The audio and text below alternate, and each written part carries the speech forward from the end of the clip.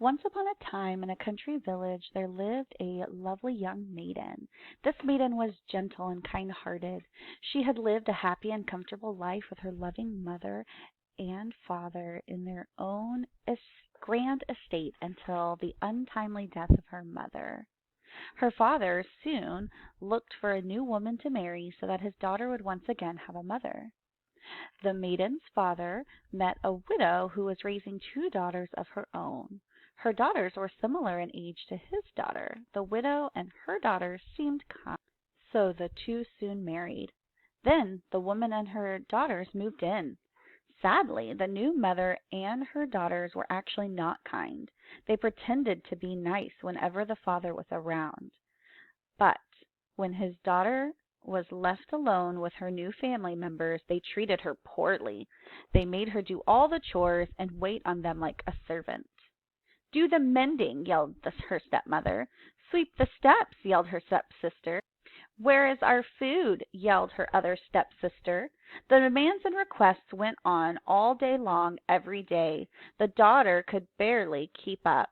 She never could find time to talk to her father about her problems. The stepsisters had taken over her bedroom and forced her to sleep in the kitchen. Every night she would curl up near the fire trying to keep warm.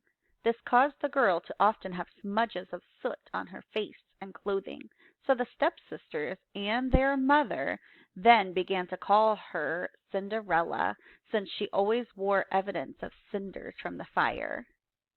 This became their new name for her. "Cinderella, why have you not yet done the washing?" yelled her stepmother. "Cinderella, don't just stand there. I need my ribbons tied in my hair. Now!" yelled her stepsister.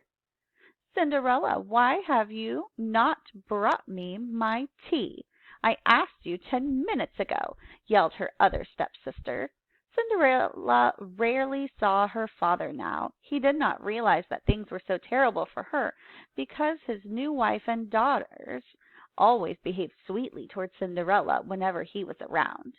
He also did not think it was odd to see his daughter always wearing a plain gown with an apron and cinder smudges, because she had always loved to cook.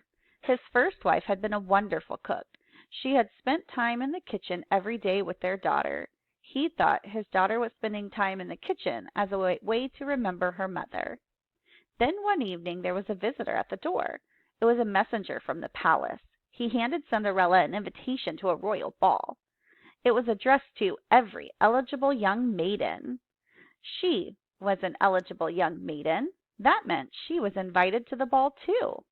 As she was trying to read the rest of the invitation, it was suddenly grabbed from her hands. Her stepmother had been the one to snatch the invitation. As she read it aloud to her daughters, a huge smile grew on her face.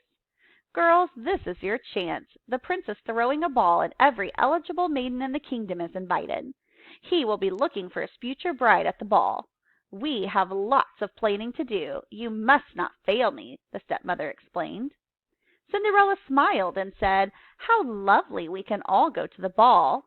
"You go to the ball?" her stepsisters exclaimed as they laughed and laughed. "It does say every eligible maiden. I am an eligible maiden," Cinderella responded. "You do have a point, Cinderella," her stepmother replied. "All right, you may go to the ball, too, Cinderella, as long as you finish all your chores. Oh, and you will have to find something nice to wear." Cinderella thanked her stepmother and hurried off to do her chores. As the day went on, her stepsisters kept creating more chores for her to do. They seemed to be making messes on purpose. Still, Cinderella was hopeful. Her mother had always told her that good things come from hard work. Cinderella knew that if she kept working hard, she could finish on time. It was nightfall when Cinderella finally finished. After helping her stepsisters get dressed, she rushed to the kitchen. She cleaned her face and hands. Then she opened a trunk of her mother's old clothes and pulled out a lovely gown. Just then her stepmother entered the room. She told Cinderella that she was too late. The carriage was already here and they were leaving without her. Cinderella was heartbroken. She laid her head on the gown on top of the trunk and began to cry. Cinderella's father walked in and saw her crying on her mother's gown. He placed a hand on her back. Cinderella looked up with tears in her eyes. She was about to tell him what happened when he spoke instead. "I know you miss your mother. I miss her too. I understand how sad you are. You do not have to go to the ball," he said, and kissed her on the cheek and walked out the door. Cinderella had never felt so lonely in all her life. She ran back to her mother's grave near the garden. She lay down on the grave and began to sob. Suddenly she saw a bright light coming from the trees. She looked up and saw a beautiful woman. She was dressed in a sparkling gown, and she had a shining wand. She told Cinderella that she was her fairy godmother. She said she had been sent by Cinderella's mother to help her. With a wave of her wand, the fairy godmother transformed Cinderella's rags into a beautiful ball gown. Cinderella looked down and saw two perfect glass slippers on her feet. Another wave of the wand, and Cinderella's hair was swirled up and held with jewels. Next, her fairy godmother turned a pumpkin into a carriage. She also turned some mice into horses, and a rat into a coachman, and lizards into footmen. The fairy godmother helped Cinderella into the carriage. Then she told her that all of this magic could only last until midnight. Cinderella smiled and nodded and thanked her fairy godmother, and then she was off to the ball. Cinderella's carriage was the last to arrive. As she walked up the steps alone, she saw the prince. He was far ahead, greeting a long line of maidens one by one. As Cinderella entered the ball, all eyes were on her. No one else had ever seen a gown and hairstyle like hers. All were admiring her beauty. The prince stopped what he was doing to stare at Cinderella in awe. She blushed and walked away from the line toward the door to the garden. Cinderella strolled through the garden, admiring the loveliness. She heard a man's voice behind a rose bush in front of her. He asked how she was enjoying the party. She thanked him for asking and told him she was having a fine time so far. Then she admitted to being a bit nervous and unsure of herself. She told him she had never been to a ball. He asked her to dance with him right there in the garden. She agreed, and as she stepped from behind the bush, it was the prince. Cinderella's cheeks turned pink. She looked down as he grabbed her hand. They began to dance, and it felt so natural. They talked as they danced. He was so kind and so interested in all she had to say. They talked and danced. They danced and talked. It felt like they had known each other forever, even though they had only just met. Cinderella was wishing she never had to leave. Then she heard the clock begin to strike. It was nearly midnight. The magic would stop and she would be back in rags. She thanked the prince for a lovely time, but told him she really must be going. He begged her to stay and started to follow her as she hurried toward the steps. As she rushed down the steps, one of her glass slippers fell off, but she kept going. The prince stopped to grab the slipper, and just at that moment the magic ended and Cinderella was in rags. She jumped over the staircase to hide.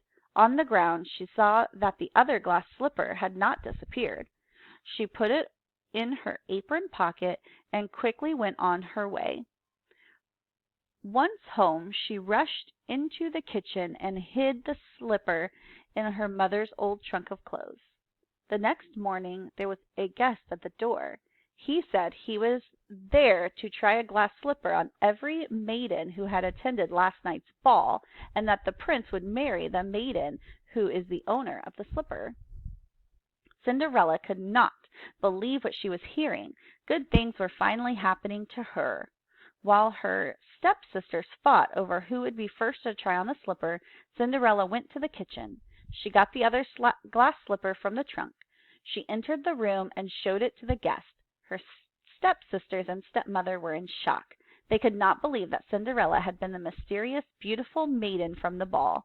Cinderella was escorted to the palace to her prince. She brought her father with her, and on the way she explained to him how cruel her stepmother and stepsisters really were.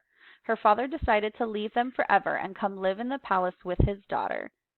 As for Cinderella, she and the prince were married, of course, and they lived happily ever after.